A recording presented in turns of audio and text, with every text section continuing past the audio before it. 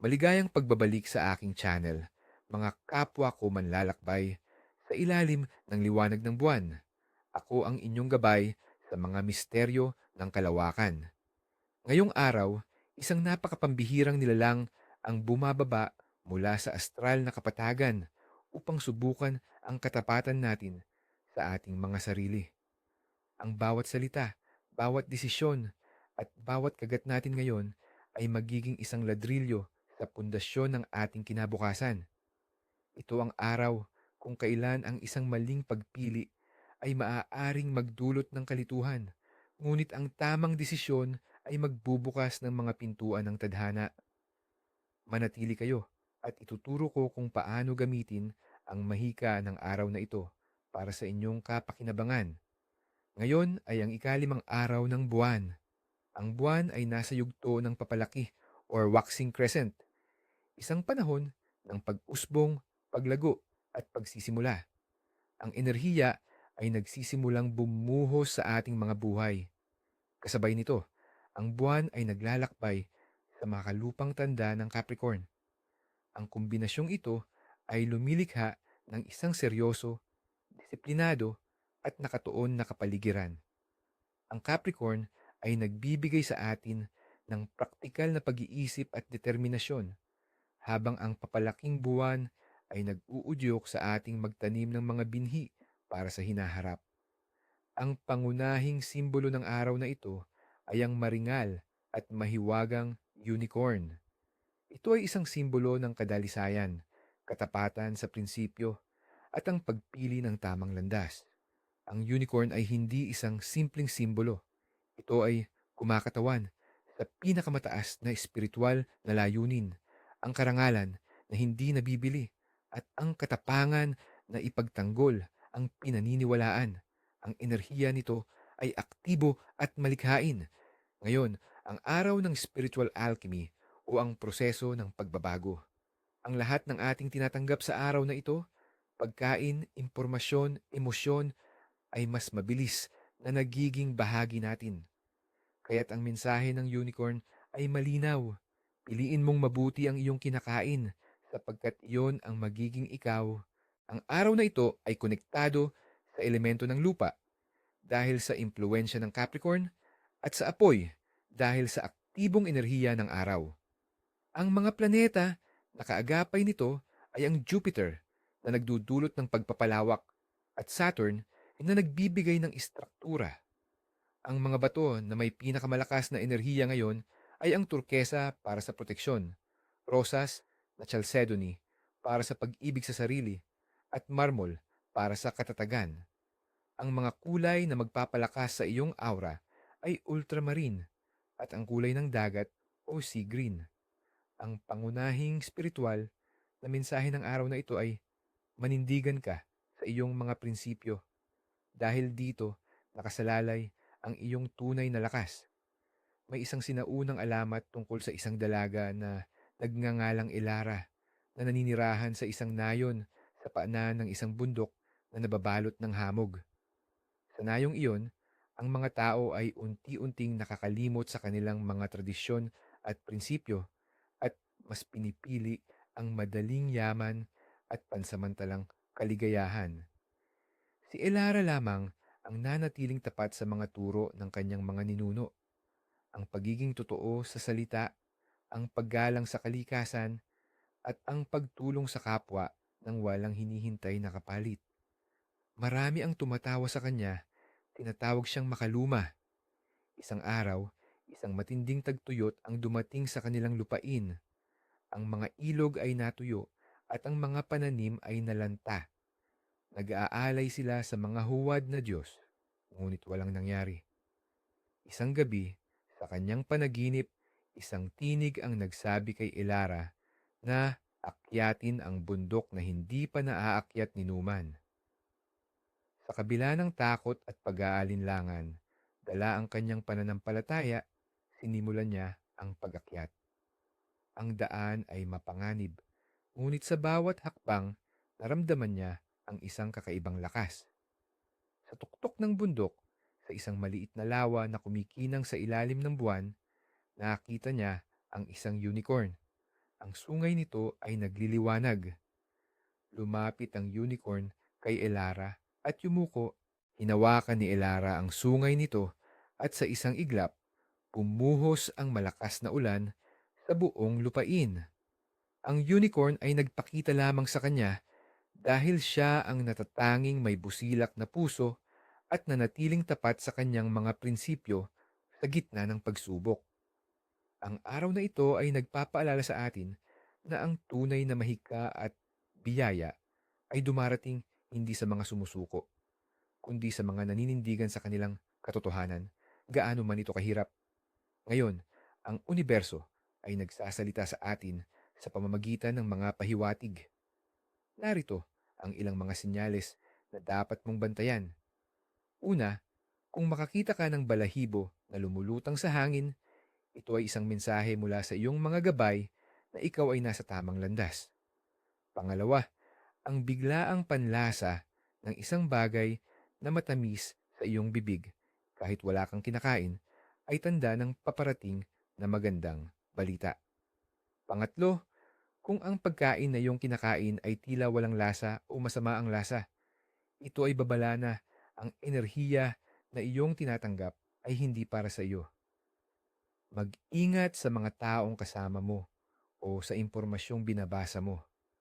Pang-apat, ang makarinig ng tunog ng kampana sa malayo ay isang tawag upang bigyang pansin ang iyong espiritual na buhay. Panglima, kung may lumang alaala na biglang pumasok sa iyong isipan, ito ay isang susi. May aral mula sa nakaraan na kailangan mo ngayon. Pang-anim, ang makakita ng bahaghari. Kahit maliit, ay kumpirmasyon na ang iyong mga desisyon ay pinagpapala. Pangpito, kung may isang hayop na tila sumusunod sa iyo, alamin ang simbolismo nito. Dala nito ay isang mahalagang mensahe para sa iyo. Ang mga panaginip sa gabing ito ay kadalasang propetiko at may kaugnayan sa iyong landas sa buhay. Ang mga ito ay hindi dapat baliwalain. Kung nanaginip ka ng mga kalsada, tulay o sasakyan, ito ay direktang tumutukoy sa iyong paglalakbay. Ang isang malinaw at tuwid na daan ay nangangahulugang tama ang iyong direksyon. Ang isang baku-bakong daan ay babala ng mga pagsubok. Kung nanaginip kang umiiyak, huwag mag-alala. Ito ay isang napakagandang senyales ng paglilinis ng kaluluwa at pagpapalaya ng mga negatibong emosyon. Ang panaginip tungkol sa pagkain ay nagpapahiwatig kung ano ang kailangan ng iyong kaluluwa. Masarap na pagkain ay nangangahulugan ng sapat na espiritual na nutrisyon, habang ang panis na pagkain ay senyalis na kailangan mong baguhin ang iyong kinakain sa buhay, impormasyon, relasyon o paniniwala. Ang mga taong ipinanganak sa ikalimang araw ng buwan ay mga spiritual alchemist. Mayroon silang natatanging kakayahan na baguhin ang anumang enerhiya, positibo man o negatibo, at gawin itong isang bagay na kapaki-pakinabang.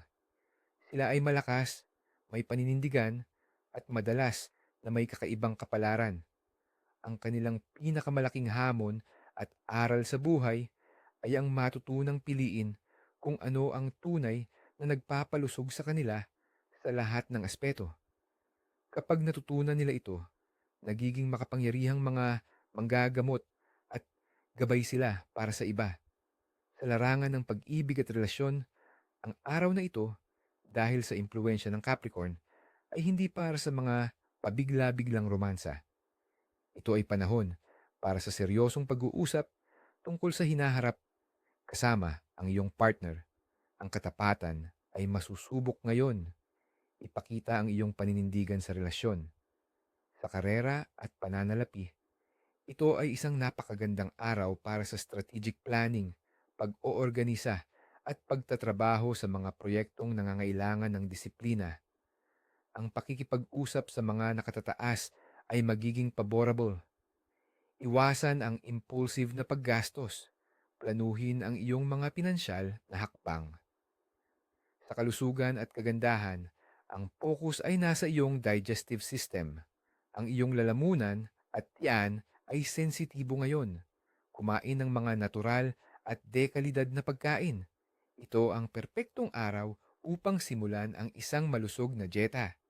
Ang katawan ay madaling sumisipsip ng nutrisyon ngayon. Para sa espiritual na pag-unlad, ito ay isang makapangyarihang araw para sa meditasyon sa iyong layunin sa buhay. Magnilay-nilay sa iyong mga personal na prinsipyo at kung paano mo ito isinasabuhay. Ang anumang uri ng paglilinis, pisikal man o enerhiya, ay lubos na epektibo. Upang lubusang magamit ang enerhiya ng araw na ito, narito ang ilang mga gawain at ritual na maaari mong gawin. Una, ang ritual ng pagkain ng kaluluwa. Ang layunin nito ay ang sinasadyang pagtanggap ng positibong enerhiya mula sa pagkain.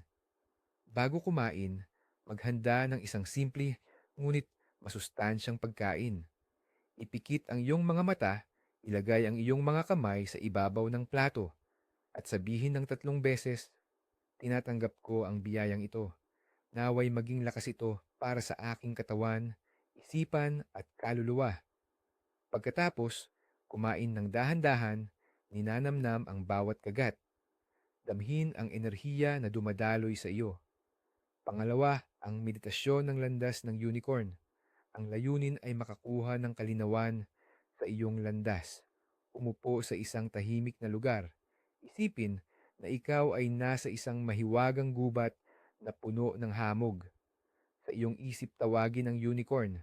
Hintayin itong lumitaw. Huwag pilitin.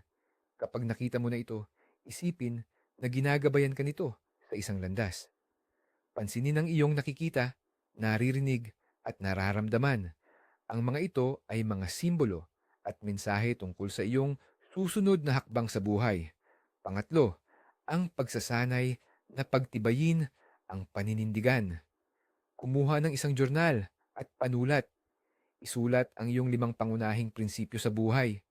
Halimbawa, katapatan, kabaitan, katapangan.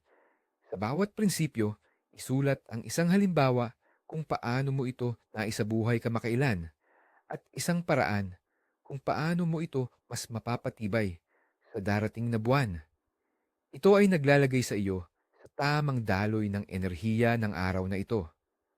Pagdating sa nutrisyon, kumain ng mga pagkaing itinuturing na buhay, sariwang prutas, gulay, at mga butil. Ang gatas at mga produkto nito ay lubos na inirerekomenda ngayon. Uminom ng maraming tubig.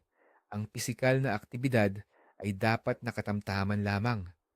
Ang yoga at stretching ay mas mainam kaysa sa matinding ehersisyo.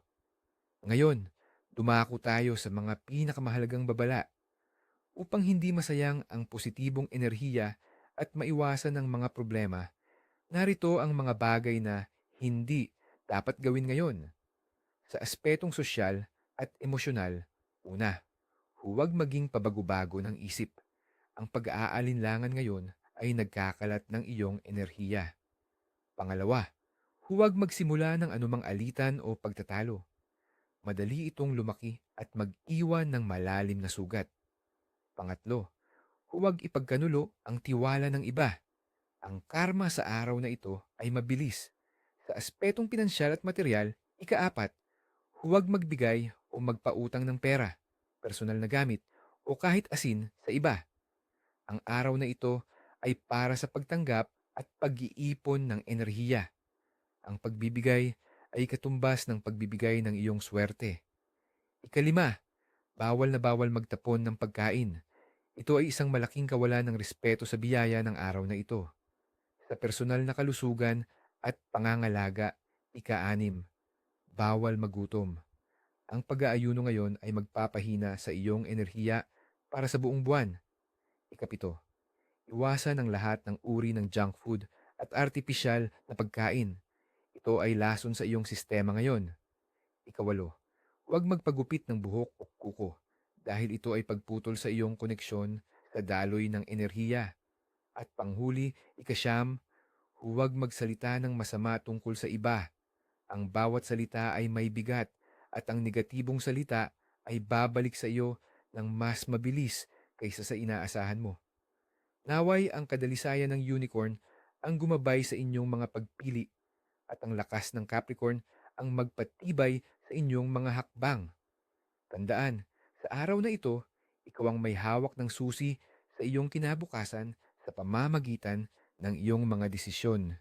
Piliin ang tama, piliin ang totoo, hanggang sa muli, sa ilalim ng mahiwagang sinag ng buwan.